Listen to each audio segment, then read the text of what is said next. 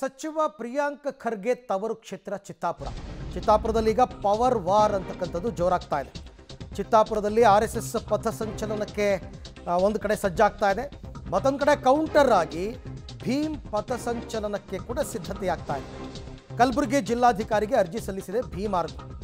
ಭೀಮ್ ಪಥಸಂಚಲನಕ್ಕೆ ಅನುಮತಿ ನೀಡುವಂತೆ ಅವರು ಕೂಡ ಮನವಿ ಮಾಡಿಕೊಂಡಿದ್ದಾರೆ. 20ಕ್ಕೂ ಹೆಚ್ಚು ಭೀಮ್ ಆರ್ಮಿ ಸದಸ್ಯರು ಮನವಿಯನ್ನ ಮಾಡಿಕೊಂಡಿದ್ದಾರೆ.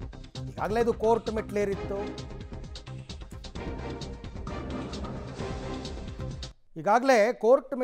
ಈ ಪ್ರಕರಣ ಕೋರ್ಟ್ ಕೂಡ ಭೀಮ್ ಆರ್ಮಿ ಅವರಿಗೆ ಮತ್ತು RSS ಅವ್ರಿಗೆ ಒಂದೇ ದಿನ ಯಾಕೆ ಪರ್ಮಿಷನ್ ಕೊಡ್ತೀರಾ, ಇಬ್ಬರು ಮಾಡಲಿ, ಬೇರೆ ಬೇರೆ ದಿನ ಮಾಡಲಿ ಅಂತ ಹೇಳಿದರು. ಬಟ್ ಈಗ ಭೀಮ್ ಆರ್ಮಿ ಅವರು ಇಲ್ಲ, ನಮಗೆ ಯಾವತ್ತು RSS ಅವ್ರು ಮಾಡ್ತಾರೆ ಅದೇ ದಿನ ಪರ್ಮಿಷನ್ ಕೊಡಿ ಅಂತೇನೋ ಕೇಳಿದಾರಂತೆ.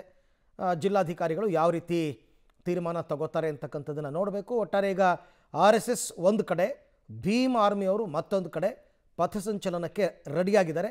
ಚಿತ್ತಾಪುರದಲ್ಲಿ ಯಾವತ್ತು ಜಿಲ್ಲಾಧಿಕಾರಿಗಳು ಡೇಟ್ ಕೊಡ್ತಾರೆ ಇಬ್ಬರಿಗೂ ಅಂತಕ್ಕಂಥದ್ದು ಕುತೂಹಲ. ಈಗ ಅವರು ಪ್ರಿಯಾಂಕ ಖರ್ಗೆ ವಿರುದ್ಧವಾಗಿ ಚಿತ್ತಾಪುರದಲ್ಲಿ ಜಿದ್ದು ಹಿಡ್ಕೊಂಡ್ಬಿಟ್ಟು ಕಾರ್ಯಕ್ರಮವನ್ನು ನಡೆಸೋಕ್ಕೆ ಪ್ರಯತ್ನ ಮಾಡ್ತಾ ಇದ್ದಾರೆ. ಅವರು ಕಾರ್ಯಕ್ರಮ ಮಾಡಬೇಕಾದ್ರೆ ಅವರಿಗೂ ಕೂಡ ಸಂಘದ ಒಂದು ರಿಜಿಸ್ಟ್ರೇಷನ್ ಕಾಪಿ ಇರಬೇಕು. RSS ಅಂತ ಒಂದು ಸಂಘ ಇದೆ, ರಾಷ್ಟ್ರೀಯ ಸ್ವಯಂ ಸೇವಕ ಸಂಘ ಅಂತಲೇ ಇದೆ.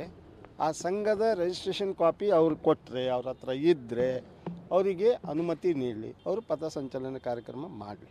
ಅವ್ರ ಹತ್ರ ಅದನ್ನು ಏನೂ ಇಲ್ಲದೇ ಇದ್ದರೆ ಯಾವತ್ತು ಅವ್ರು ಮಾಡ್ತಾರೆ ಅವತ್ತಿನ ದಿವಸ ಭೀಮ್ ಆರ್ಮಿ ಭಾರತ್ ಏಕ್ತಾ ಮಿಷನ್ ಕೂಡ ಪಥಸಂಚಲನ ಕಾರ್ಯಕ್ರಮ ಚಿತ್ತಾಪುರದಲ್ಲಿ ಮಾಡುತ್ತೆ.